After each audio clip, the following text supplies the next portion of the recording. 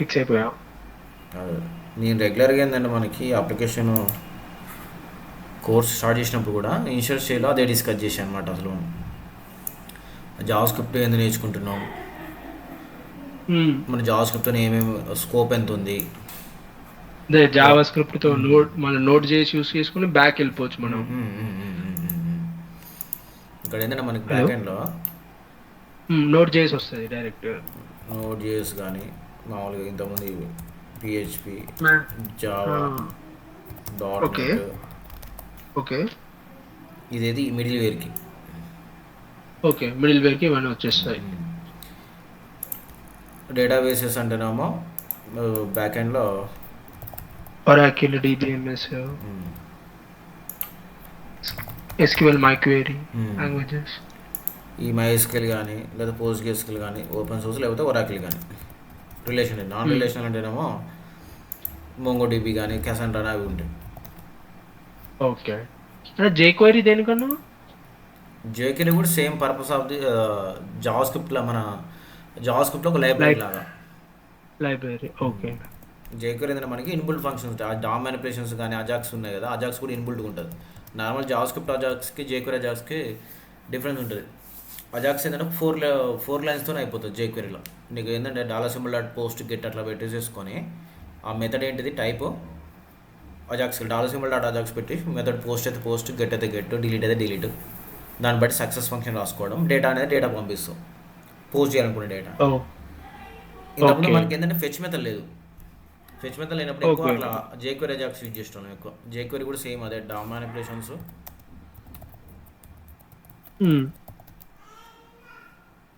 JQuery, DOM manipulations, fetch, ఇప్పుడు same get method Ajax ఉండేది. వచ్చేసింది. ఓకే. యానిమేషన్ ఎఫెక్ట్స్ అట్లాంటివి కూడా ఇన్బుల్ట్ ఫంక్షన్స్ ఉన్నాయి మొత్తం మనకి. జేక్వెరీలో కూడా కొన్ని యానిమేషన్స్ ఓకే. అట్లాంటి ఇన్బుల్ట్ ఫంక్షన్ సిఎస్ఎస్ మెయిన్ ఏంటంటే డామ్ మ్యానిపులేషన్స్ కోసం అజాక్స్ కోసం యూజ్ చేసేది. ఆహా. ఫామ్ వ్యాలిడేషన్స్ కూడా మళ్ళీ ఏంటంటే జేక్వెరీ లైబ్రరీ నుంచి మళ్ళీ కొంతమంది ఏం చేసినట్టే వ్యాలిడేషన్ లైబ్రరీ కానీ ఆ స్లైడర్ లైబ్రరీ కానీ అట్లా చాలా లైబ్రరీస్ కూడా క్రియేట్ చేశారు దీన్ని డిపెండ్ అయ్యి. దాని తర్వాత వాళ్ళంతా వాళ్ళే.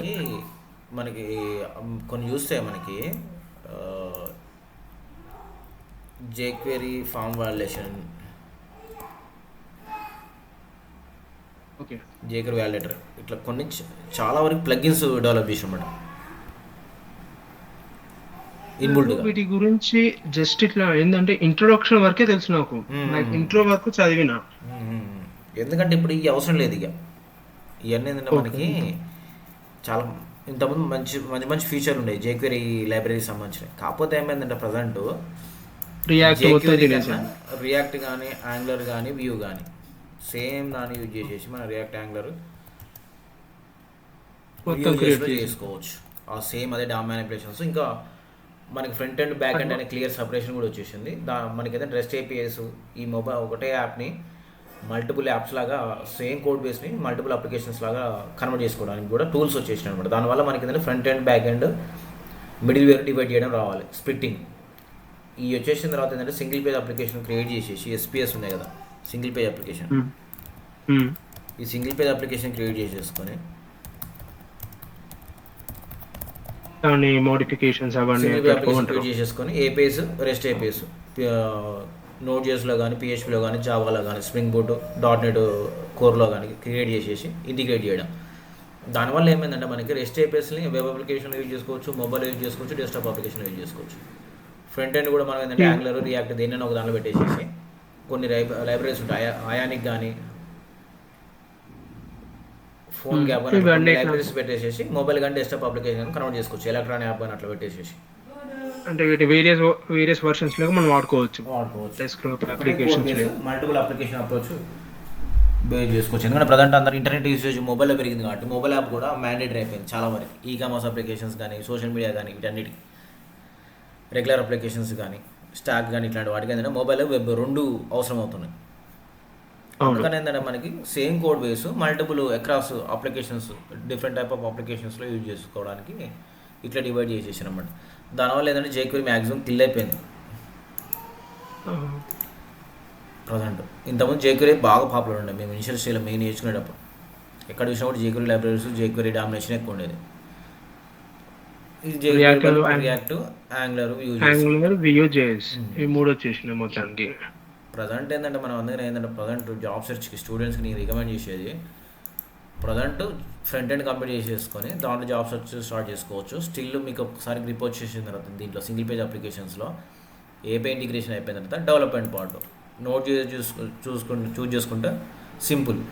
దీంతో పాటు ఏముందంటే పిహెచ్పి ఇక్కడ ఇది నోట్ చేసిన తర్వాత పైథాన్ కూడా బెటర్ ఉంది అన్నమాట. పైథాన్ కూడా చాలామంది అడుగుతారు కాబట్టి ఫ్లాస్క్లో పైథాన్ ఫ్లాస్క్ కానీ జాంగో కానీ చూసుకుంటే మనకి స్కోప్ ఎక్కువ ఉంటుంది. జాంగో పిహెచ్పి కానీ లేదా జావా డాట్ ఇవి మంచి ఇంకా ఎక్కువ ప్రోగ్రామింగ్ నాలెడ్జ్ ఇంకా ఇంట్రెస్ట్ ఉన్న వాళ్ళు దీంట్లో వెళ్ళిపోవచ్చు హై లెవెల్లో జావా అండ్ డాట్ నెట్. అయితే నేనేం ప్లాన్ చేసుకున్నా అంటే ఫస్ట్ HTML, CSS, జావాస్క్రిప్ట్ ఖతం చేసుకుంటా మొత్తం. రియాక్ట్ అయినా లేకపోతే యాంగులర్ ఈ రెండిట్లో ఒకటి చూస్ చేసుకుందాం అనుకున్నాను నేను ప్రెసెంట్. అదే బెటర్. అదే ఈ 4 థింగ్స్ నేను ప్రెసెంట్ ఆలోచిస్తున్నా.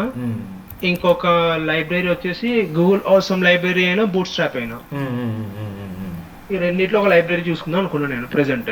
అదే బూట్ స్ట్రాప్ కానీ ఇప్పుడు ఏముందంటే కొంచెం టెయిల్విండ్ CSS అని ఒకటి వచ్చింది. ఇంకోటి టెయిల్విండ్ CSS దీంట్లో ఏంటంటే మనకి యూటిలిటీ క్లాసెస్ కానీ ఇన్బుల్ట్ క్లాసెస్ చాలా ఎక్కువ ఉన్నాయి అనమాట. బూట్ స్ట్రాప్ టెయిల్విండ్ CSS కాకపోతే కొంచెం లుక్ అండ్ ఫీల్స్ డిఫరెంట్ ఉంటుంది, యూసేజ్ కూడా కొంచెం డిఫరెంట్ ఉంటుంది. ఆల్మోస్ట్ సిమిలర్ బూట్ స్ట్రాప్ కానీ టెయిల్విండ్ కానీ పర్పస్. ఓకే,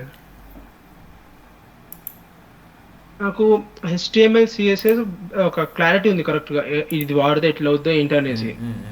కానీ HTML వచ్చేసి ఎంబెడెడ్ ఆబ్జెక్ట్స్ ఉంటాయి చూడండి, పారమ్, ఇంకా అవుట్పుట్, ఎంబెడెడ్, క్యాన్వాస్, వీటిని జావా స్క్రిప్ట్ లో యూస్ చేయాలి కదా.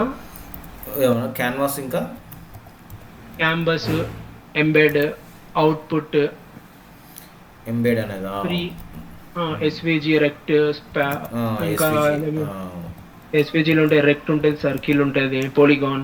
మెయిన్ ఏంటంటే ఈ SVGs క్యాన్వాస్ ఏంటంటే డేటా విజువలేషన్ పార్ట్ అన్నట్టు మనకి. డేటా విజువలేషన్ ఓకే, స్క్రీన్ లో మన వెబ్ పేజ్ లో చూపించడానికి డేటా ఇట్లా 3D or 4D విజువలైజేషన్ కి.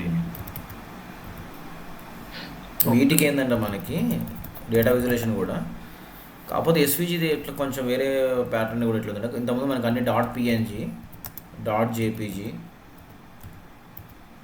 జిఫ్ ఇట్లుండే ఇమేజ్లు మనకి. ఇప్పుడు ఏంటంటే .svg ఇమేజ్ కూడా పాపులర్ అండి.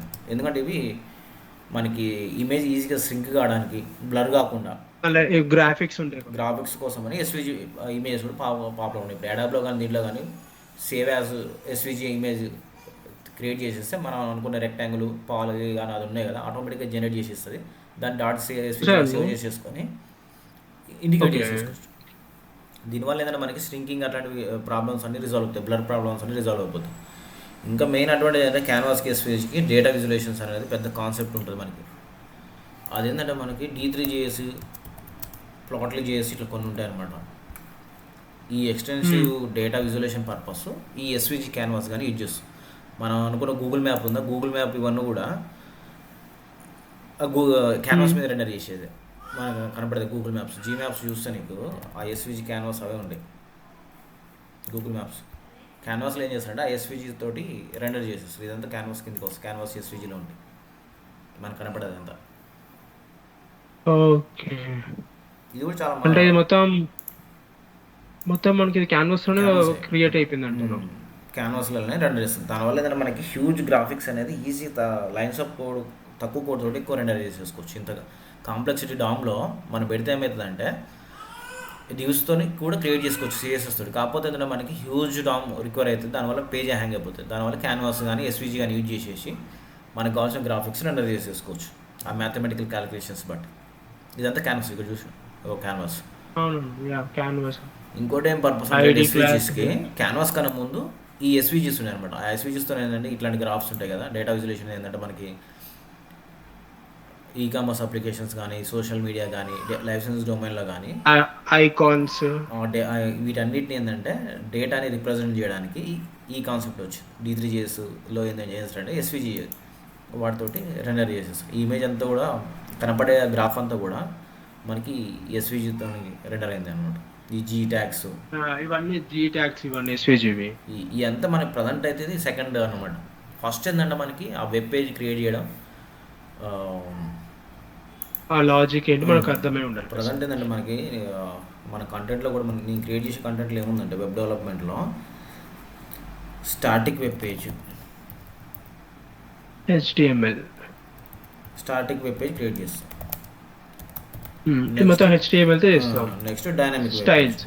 డైనమిక్ వెబ్ పేజ్ అంటే ఒక ఏపీ ఇంటిగ్రేట్ చేసేసి జేఎస్, ఆ జేసన్ డేటా తీసుకొచ్చేసేసి ఇందులో రెనర్ చేసేస్తాం. Jason data APIs. ఇక్కడ మనకి నెక్స్ట్ ఏం వస్తుంది, ఆథరైజేషన్ ఆథెంటికేషన్ అనేది కాన్సెప్ట్. ఆథరైజేషన్ అనేది నెక్స్ట్ లెవెల్ వస్తుంది. లాగిన్ అయిన తర్వాత యూజర్స్ కొంచెం ఇన్ఫర్మేషన్ చూస్తాం. లాగిన్ అయినప్పుడు కొన్ని పేజెస్ చూస్తాం. వీటి డైనమిక్ వెబ్ పేజెస్ అంటాం. కొంచెం ఈ authorisation authentication, rule based access control ఇవన్నీ వస్తాయి మనకి. ఈ స్టాటిక్ వెబ్ పేజ్ అంటే HTML CSS జావా స్క్రిప్ట్ ఉంటుంది. ఆ స్టాటిక్ ఫామ్ వ్యాలిడేషన్స్ ఇవన్నీ కవర్ చేస్తాం. ఓకే. అయితే నేను రీసెంట్గా కొన్ని ఏమంటారు క్లాసెస్ విన్నాను. లైక్ కొంతమంది చెప్తారు కదా, వాళ్ళు ఏమన్నారు అంటే బెస్ట్ ఏంటంటే అన్ని ఎలిమెంట్స్ గురించి గుర్తు పెట్టుకోవడం బెస్ట్ అని చెప్తున్నారు. అవి నియర్లీ 140 ఎలిమెంట్స్ ఉన్నాయి. అందులో నాకు 102 ఎలిమెంట్స్ తెలుసు మొత్తం. అని 102 ఎలిమెంట్స్ చదివేసాను, క్లారిటీ ఉంది. కానీ ఎంబెడెడ్ ఉంటాయి కదా, ఎస్విజి ఎంబెడెడ్, ఇవి కొన్ని తెలియట్లేదు. మొన్న ఒక కొత్త ఎలిమెంట్ వచ్చింది, టెంప్లెట్. ఇవన్నీ మనకి వస్తుంది. టెంప్లెట్ అనేది కూడా ఏంటంటే మనకి హైడ్ షో చేసేసి అంటే ఇప్పుడు మనం ఎంబెడెడ్ ట్యాగ్ అంటే ఇవి ఎట్లా అంటే లైక్ మనం డిస్ప్లే వీడియో చూపిస్తాను కదా. Okay. Table component image source తేనట్టు పెట్టండి. కాకపోతే మనకి ఇక్కడ సోర్స్ ఉంది, టైప్ ఇమేజ్ ఉంది. కాకపోతే డిఫరెన్స్ ఏంటనేది మనకి మెయిన్. ఇమేజ్ ట్యాగ్తో కూడా మనం ఇది క్రియేట్ చేయొచ్చు ఇమేజ్ కదా. దానికి suggestion to display picture it is better to use image, to display HTML it is better to use iframe, to display video audio it is better to use video audio tags. But warning అంటే ఇప్పుడు ఇదంతా support అవ్వట్లేదు అని ఇప్పుడు కూడా వచ్చేసింది external application page picture most browsers no browser Java ఇది అవసరం లేదు ప్రజెంట్ అయితే నాకు తెలిసి. ఆల్రెడీ అయితే ఇక్కడ అదే మామూలుగా ప్రజెంట్ ఏంటంటే చూస్తే కొన్ని వందల ట్యాగ్స్, వేల ట్యాగ్స్ ఉన్నాయి మనకి HTML చూస్తే. కాదు మనకు కావాల్సిన బేసిక్ ట్యాగ్స్ ఏంది నేర్చుకొని దాన్ని బట్టి ఈ నెక్స్ట్ లెవెల్ బెస్ట్ ప్రాక్టీసెస్ కానీ మనకు కావాల్సిన అడ్వాన్స్డ్ ఫీచర్స్ కానీ వెళ్ళిపోవాలి. ముందంతా మనం ఫస్ట్ బేసిక్ కంప్లీట్ చేసుకోవాలి, దాని తర్వాత మీడియం, ఓకే, దాని తర్వాత అడ్వాన్స్. దీనికి అన్ని మన 1000 ట్యాగ్స్ 2000 ట్యాగ్స్ అన్నీ గుర్తుపెట్టుకోవాల్సిన అవసరం లేదు. స్టార్ట్ చేయలేదు కదా అప్పుడు, ఇవన్నీ క్లియర్ చేసేసుకున్నాం. HTML చేసి సగం ఎక్కువ నేర్చుకున్నాం, కానీ జేఎస్ పెండింగ్ అయిపోయింది సగానికి. మనకేందంటే ఇప్పుడు ప్రజెంట్ బేసిక్ ట్యాగ్స్, ఇప్పుడు HTMLలో బేసిక్ ట్యాగ్స్ ఏమి రెగ్యులర్గా యూజ్ చేసే ట్యాగ్స్ ఏమున్నాయి. మనం డిఫాల్ట్ పేజ్ క్రియేట్ చేసిన తర్వాత సిమెంటిక్ ట్యాగ్స్ యూస్ చేస్తాం. సిమెంటిక్ ట్యాగ్స్ యూస్ చేసి వాటికి సెక్షన్ లేకపోతే డిఫ్స్ వాడుకుంటాం, బ్లాక్ కంటైనర్స్ లెక్క. ఇప్పుడు అది కూడా ప్రాబ్లం. ఇప్పుడు మనకి ఎగ్జాంపుల్ మనకి సిమాటిక్ పేజ్ లేకున్నా కూడా, ట్యాగ్స్ లేకున్నా కూడా వెబ్ పేజ్ వస్తుంది డిఫాల్ట్ చేసుకోవచ్చు. ఇప్పుడు శాంపుల్ పేజ్ ఉంది,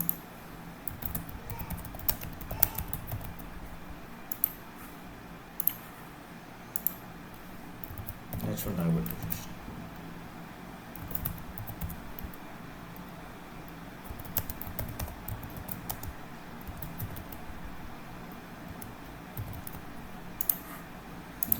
ఇది రన్ చేసేసి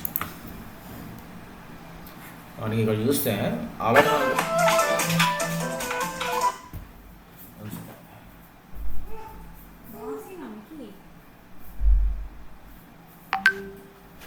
హలో, ఇక్కడ మనకి శాంపుల్ HTML పేజ్ ఆటోమేటిక్గా వచ్చేసింది. ఒక ట్యాబ్ నేమ్ కూడా వచ్చేసింది మనకి. ఇక్కడ tab name sample web page అని వచ్చేసింది. ఇక్కడ మనకు ఒక కాంప్లెక్స్ లెవెల్లో కూడా పేజ్ డెవలప్ చేసుకోవాలంటే మెయిన్ మనకు కావాల్సింది ఏంటిది, div అనే ట్యాగే రెగ్యులర్గా యూజ్ చేస్తాం. div స్పాన్, ఇన్లైన్ గా కావాలంటే స్పాన్, పారాగ్రాఫ్లు, హెడ్డింగ్స్, లింక్స్, లేకపోతే హెడ్డింగ్స్, ఇమేజ్ ట్యాగ్, టెక్స్ట్ కోసం మనం యాహ్! స్పాన్ కానీ పారాగ్రాఫ్ కానీ యూజ్ చేస్తాం. డివ్లో కూడా పెట్టుకోవచ్చు. అవును. నెక్స్ట్ ఏం చేస్తాం, లేకపోతే ట్యాగ్స్ అసలు లిస్ట్, లిస్ట్ యూజ్ ట్యాగ్స్ చేస్తాం. ఉంటాయి. H1 ట్యాగ్స్, హ్మ్. లిస్ట్ ట్యాగ్స్, యూఎల్ కానీ ఓఎల్ అయినా ఆర్డర్ లిస్ట్ లేకపోతే కానీ డిస్క్రిప్టివ్ టెక్స్ట్ అయినా. ఇవన్నీ మనకు ఆల్మోస్ట్ 10 ట్యాగ్స్ అనుకుంటాం రెగ్యులర్గా యూజ్ చేసి. ఈ 10 ట్యాగ్స్ యూజ్ చేసేసుకొని నెక్స్ట్ మనం క్రాక్ చేయాల్సింది ఏంటంటే సిఎస్ఎస్లో మన కాంప్లెక్స్ వెబ్ పేజ్ చేసేటప్పుడు డిస్ప్లే అనేది నన్ను లేకపోతే హిడెన్, విజిబిలిటీ, ఫ్లెక్స్, గ్రిడ్ అనేది మెయిన్. గ్రిడ్. దాని తర్వాత ఓకే. హిడెన్ డిస్ప్లే అవన్నీ విన్ అయినా అవన్నీ నెక్స్ట్ వస్తాయి. అవి కూడా నెక్స్ట్ ఈ display attribute. Next position. Static, relative, fixed, ఈ పొజిషన్ అనేది స్టిక్కీ. వస్తాయి మనకి. ఏది రిలేటివ్ కానీ ఇవన్నీ యూజ్ చేసేస్తాం. మనకి టాప్ లెఫ్ట్ యూజ్ చేసేసుకోవచ్చు ఇవి. అంటే నాకు చిన్న డౌట్. మ్మ్. ఇప్పుడు నేను 2 టీమ్స్ క్రియేట్ చేశాను. మ్మ్. పేరెంట్ డివ్ కేమో రిలేటివ్ పెట్టాను, చైల్డ్ డివ్ కేమో అబ్సల్యూట్ పెట్టాను. మ్మ్. మ్మ్. ఇప్పుడు ఆ చైల్డ్ డివ్ పేరెంట్ లోనే ఉండిపోతుంది కదా మొత్తానికి రిలేటివ్ గా. అవును.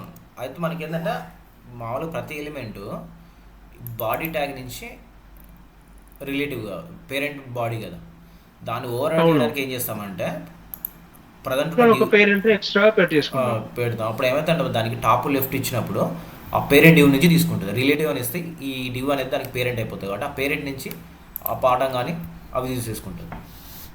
ఒకవేళ నేను ఎక్కువ ఏమంటారు లెఫ్ట్ రైట్ ఎక్కువ పెంచుకుంటే అది డైరెక్ట్ బాడీకి వెళ్ళిపోతుంది రిలేటివ్ గా. అట్లా కూడా పెట్టుకోవచ్చు. మనం మైనస్ ఇచ్చేసిన పైకి వెళ్ళిపోతుంది కదా. కాకపోతే అప్పుడు అది మన డామ్ బిహేవియర్ ఏంటంటే ప్రతి ఎలిమెంట్కి బాడీ అనేది పేరెంట్ దాని దగ్గర నుంచి తీసేసుకుంటుంది, టాప్ కానీ లెఫ్ట్ కానీ. దాన్ని ఓవర్ చేయడానికి మనకి ఏదైనా మనం వెబ్ పేజ్లో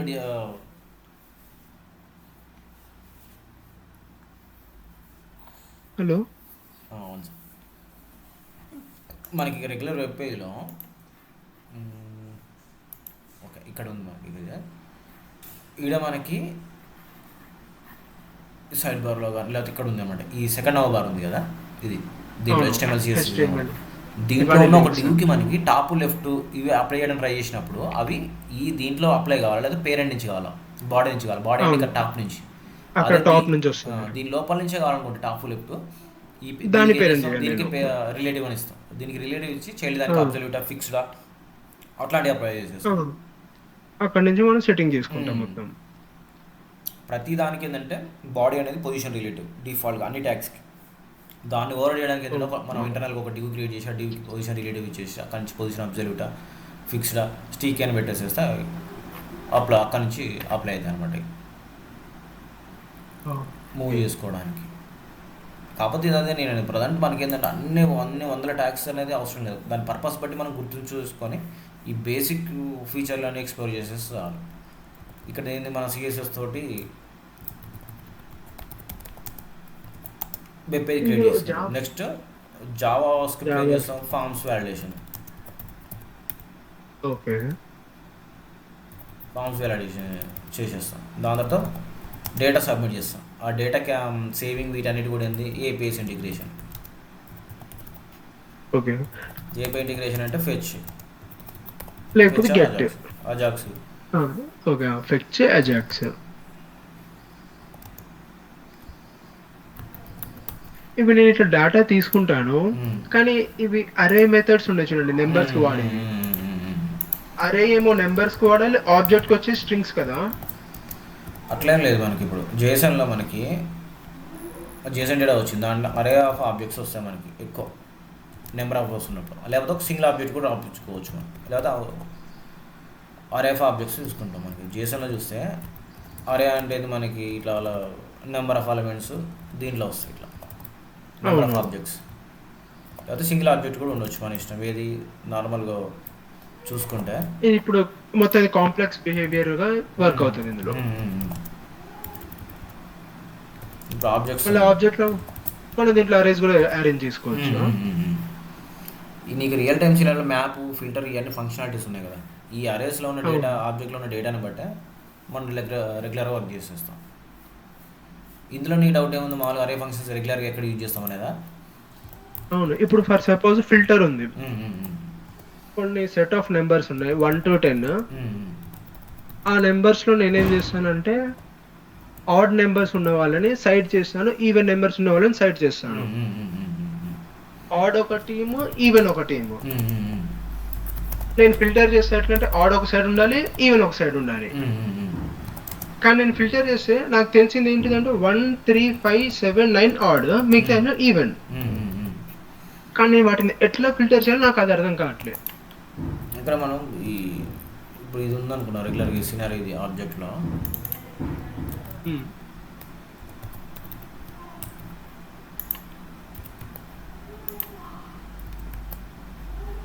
ఇది మనకి ఒక అరే ఉంది, ఇలా నెక్స్ట్ పెంచుకుంటూ పోవచ్చు. మనకున్న కామన్ దాంట్లో నీకేంది ఈవెన్ యూజర్స్ కావాలనుకుంటే ఫిల్టర్ చేసుకుంటాం. Users dot filter, user dot filter curly brackets sorry cheek brackets లో మనం ఒక ఫంక్షన్ రిలీజ్ చేసుకుంటాం. రాసేసుకొని ఇక్కడ ఏం చేస్తాను నేను all dot serial number percentage by 2 కానీ సీరియల్ నెంబర్ మనం కానీ సీరియల్ నెంబర్ ఇంకా మనం ఓపెన్ చేయలేక ఇగోది సీరియల్ నెంబర్. ఓకే ఓకే ఇట్లా యాక్సెస్ చేసుకోవాలి మనకి దాంట్లో. నాకు ఇది ఈ లాజిక్ అర్థం కావట్లేదు. ఇప్పుడు మీరు ఆరో ఫంక్షన్ తీసుకున్నారు, నాకు అర్థమైంది. ఆరో ఫంక్షన్ లో ఆర్ అనేది మనకు వచ్చేసి మన ఏమంటారు పారామీటర్స్. ఈ ఒక్కొక్క ఆబ్జెక్ట్ యాక్సెస్ అవుతుంది మనకి, ఈచ్ ఆబ్జెక్ట్ యాక్సెస్ అంటే ఆ పారామీటర్స్ డాట్ పెట్టినందుకు డాట్ నోటేషన్స్ తో ఎస్ నెంబర్ అనేది మనకు వచ్చేసిందట. మనం యాక్సెస్ చేసుకున్నాం.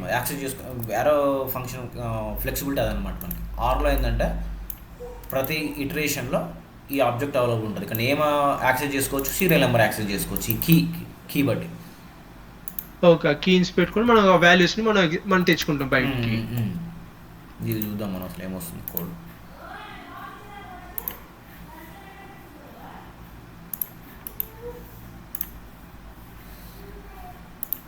ఇక్కడ చూస్తాం మనకి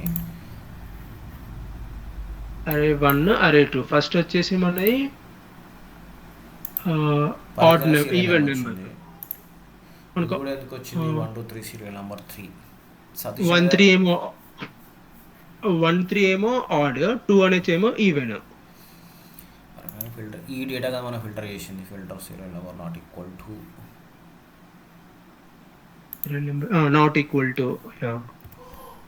ఈక్వల్ టు కూడా అదే కదా. అవును, స్ట్రిక్ట్ ఈక్వల్ అది.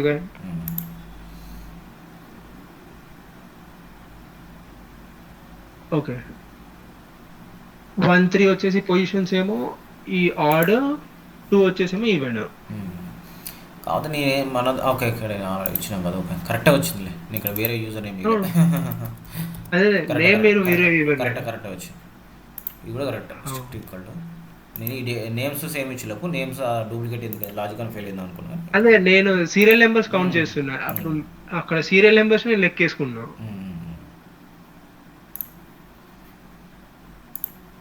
ఇక్కడ 1 3 వచ్చింది. అంటే నాకు ఏంటంటే నాకు ఆ లాజిక్ అర్థమైంది కానీ రాయడం రావట్లేదు. లైక్ ఇప్పుడు నాకు తెలిసి 1 0 అంటే ఇంకా సింపుల్ రాసుకోవాలంటే కాంప్లెక్స్ లాజిక్ రాసుకోవాలనుకున్నప్పుడు ఏం చేసుకోవచ్చు అంటే నువ్వు ఇక్కడ డైరెక్ట్ నేను ఫంక్షన్ రిలీజ్ చేయాలా, ఫిల్టర్ రాసేసుకున్నప్పుడు ఇక్కడ మనకి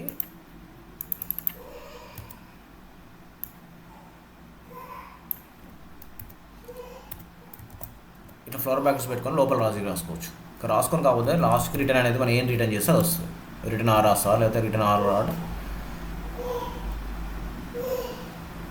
ఓకే ఇప్పుడు మనం ఇక్కడ డైరెక్ట్ మనం నార్మల్ గా బేసిక్ ఫంక్షన్ రాస్తాం. లైక్ బేసిక్ ఫంక్షన్ మనం రిటర్న్ యూజ్ చేసుకుంటాం. Return dot R dot name return చేసేస్తున్నాం. రిటర్న్ డాట్ ఆర్ నేమ్ ఇక్కడ లాజిక్ రాసుకోవచ్చు ఫిల్టర్. కాకపోతే మనం మ్యాప్ అప్పుడు ఇట్లా రాసుకోవచ్చు. ఫిల్టర్లో మాత్రం కస్టమ్ లాజిక్ ఏదైనా రాసుకోవచ్చు. ఓకే రిటర్న్ ఆర్ పెట్టేసేసి నాకు ఇక్కడ ఏం రాసుకుంటావు R equal R dot name equal Satish అని ఎగ్జాక్ట్ పంపించేసి అప్పుడు నేను మిమ్మల్ని రిటర్న్ చేస్తే నాకు ఏం వచ్చే పాయింట్స్ చూసుకోవాలి. కన్సోల్ పెట్టలే కదా.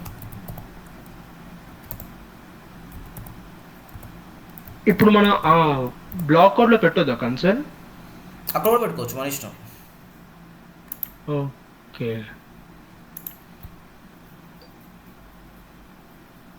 ఇక్కడ ఇఫ్ కండిషన్లో పెట్టి చేసుకొని రిటర్న్ చేసేసుకుంటాం.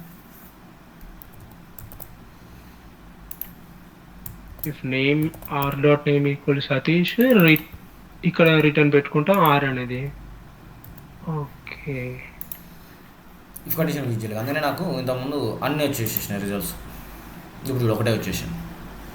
అవును, లెంత్ ఒకటే ఉంది, అందులో పేరు ఒకటే ఉంది, ఒకటే రైట్. ఒకటే వచ్చేసింది. మీతో అడిగి ఇటరేట్ కావాలి. ఇక్కడ రాము ఉందనుకో, రాము ఒకటే వచ్చేసింది అట్లా. ఓకే. ఇవి ప్రెసెంట్ గా అట్లా చూస్తుంటే నాకు ఓకే లాజిక్ ఇట్లుంది అర్థమవుతుంది, కానీ నేను నా అంతా నేను రాద్దాం వెళ్ళే వరకు సరే నేను ఇట్లా వాడుతాను కదా, ఇక్కడ నేను డాట్ నోటేషన్ వాడాలా లేకపోతే ఫిల్టర్ ఫస్ట్ యూజ్ చేయాలా, ఇది కొంచెం అప్ అండ్ డౌన్ అవుతుంది మొత్తం. పర్మిత్, ఇది నెక్స్ట్ మనం చూద్దాం. అది కొన్ని కాల్స్ స్టార్ట్ అవుతున్నాయి వేరే ఆఫీస్కి. మనం ఏం చేద్దామంటే నేను ఈరోజు రేపు కానీ వెళ్ళి కానీ మనం కాల్ అరేంజ్ చేస్తాం, అప్పుడు కనెక్ట్ అవుతాం. నాకు మళ్ళీ ఏంటంటే నాకు రొటేషనల్కి ఇస్తున్నాను వీక్ ఆఫ్ లో. నాకు ఒకసారి పింగ్ చేసేసి 1 hour ముందు కనెక్ట్ అవుతాం. ఓకే అన్న, లాస్ట్ అండ్ ఫైనల్ ఒక్క డౌట్. ఈ సార్ట్ ఉంటే చూడండి, సార్ట్ రివర్స్ అరే మెథడ్, ఇది కొంచెం లైక్ ఏంటంటే కొంచెం కాంప్లెక్స్ ఉంటాయి అంటే మా ఫ్రెండ్ అన్నాడు. అవి కూడా చూద్దాం మనం. నాకు ఇవన్నీ ఏంటంటే నువ్వు ప్రజెంట్ ఒక డౌట్ వచ్చి ఉంది కదా, ఇవన్నీ ఏంటంటే నోట్ డౌన్ చేసేసుకో, నోట్ ప్యాడ్లో సేవ్ చేసేసుకో. మనం అన్నీ ఏంటంటే 1 by 1 అదే కాల్లో డిస్కస్ చేద్దాం. షార్ట్ కానీ ఇవన్నీ ఏంటంటే మనకి అసెండింగ్ ఆర్డర్, డిసెండింగ్ ఆర్డర్, లేదా మనకు కష్టంగా లాజిక్ డిఫైన్ చేసుకోవచ్చు, ఏది ఏ వాల్యూ రావాలనేది కూడా. అది కూడా చూద్దాం మనం లైవ్లో ఇట్లా. మీరు ఎక్కడ నేర్చుకున్నారు ఇవన్నీ? లైక్ ఇన్స్టిట్యూషన్ లేకపోతే ఆన్లైన్? ఇది ఓన్గా నేను నేర్చుకున్నప్పుడు. అప్పుడు ఏంటంటే ఇన్స్టిట్యూట్ పోలే, నేను ఒక బ్రదర్ దగ్గర ఏంటంటే మా రూమ్లోనే ఓన్గా ఎక్స్ప్లోర్ చేసేసి ఇవన్నీ PHP, Java script, HTML, CSS. దాని తర్వాత ఒక స్టార్టప్లో జాయిన్ అయిపోయినా. ఇక మన రెగ్యులర్గా అప్లికేషన్ డెవలప్మెంట్ ఇక రియల్ టైమ్ నాలెడ్జ్ లాగా నేర్చేసేసుకునేది. నాకు ఎవ్వరు అట్లా ఇవ్వటే, నాకు నేను కూడా ఒకసారి స్టార్ట్ చేస్తాను. నెక్స్ట్ వీక్ వెళ్దామని నేను ప్లాన్ చేస్తున్నా. చూద్దాం మనం కరెక్ట్ అవుతుంది. ఎట్లా నేను రీసెంట్గా స్టార్ట్ చేసేసాను కదా స్టూడెంట్స్కి, నిన్ను కూడా యాడ్ చేసేస్తాను, నువ్వు కూడా దాంట్లో ఇన్వాల్వ్ అవ్వదు. ఓకే సరే పర్లేదు. నువ్వు ఫ్రీ అయిపోయిన తర్వాత నాకు నువ్వు పింగ్ చేసేసి వీక్ అయినా వీకెండ్ ఎప్పుడైనా కనెక్ట్ అవుదాం మనం. ఈ రోజు నైట్ ఏమైనా ఫ్రీ అను? నేను నైట్ ఇట్లా 6. లేదు లేదు, ఈ రోజు కష్టం. మళ్ళీ ఈ రోజు ఇండియా వర్సెస్ బంగ్లాదేశ్ మ్యాచ్ ఉంది. సరే నీ ఇష్టం, ఎప్పుడైనా ఏం లేదు. లేదు మీకంటున్నా, మీకు మళ్ళీ మ్యాచ్ చూస్తారు. మ్యాచ్ చూడండి, అంత పట్టించుకో, స్కోర్ అవుట్ చూస్తూ ఉంటాయి. అవునా? ఓకే, నేను నైట్ ఒకసారి పింగ్ చేస్తాను. Okay, 1 hour before. Okay right అన్న. బాయ్. థ్యాంక్స్ అన్న. బాయ్ అన్న. బాయ్.